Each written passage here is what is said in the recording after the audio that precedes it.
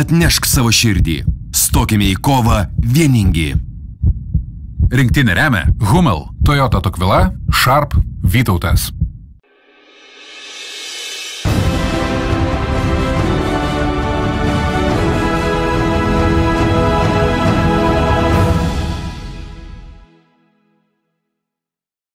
Sveiki atvykę į karščių alsuojančią Klaipėdą. Šiandien džiazo vieta, galima sakyti taip, bet šiandien ir futbolas tikrai nepamaišys. Šiam savaitgaliui šiandien nemažai transliacijų iš čia ir pasižiūrėsime, kągi sugebės suregzti Gvidas Juška. Dažnai gyriamas jis yra Palangos komandoje, smūgis ir štai tokia situacija. Pirmasis įvartis labai greitai.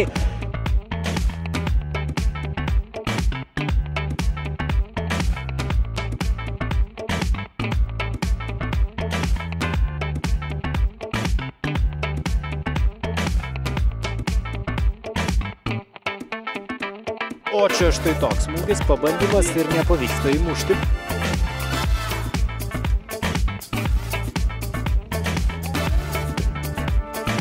Ir štai toks smūgis labai pavojingas. Juškos perdavimas ir vėlgi panaši situacija. Šitų futbolininkai gyvantvorėje, tai yra Gedgaudas ir Gato. Čia Bielanas kamuolį išmuša labai sėkmingai.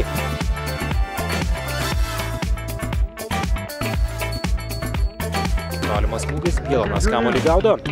Yra tas pats Šveikauskas baudos aikštelėje, perdavimas virš vartų skrieja kamuolys, šį kartą prie kamuolio, pro kamuolį dabar prabėgantis Skurdelis, tolimas smūgis, virš vartų skrieja kamuolys. Hernandesas Rea, labai nesėkmingas smūgis.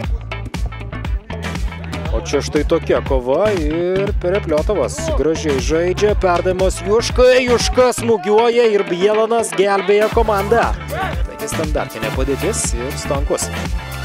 Jo perdavimas labai grėsmingas prie pat vartų.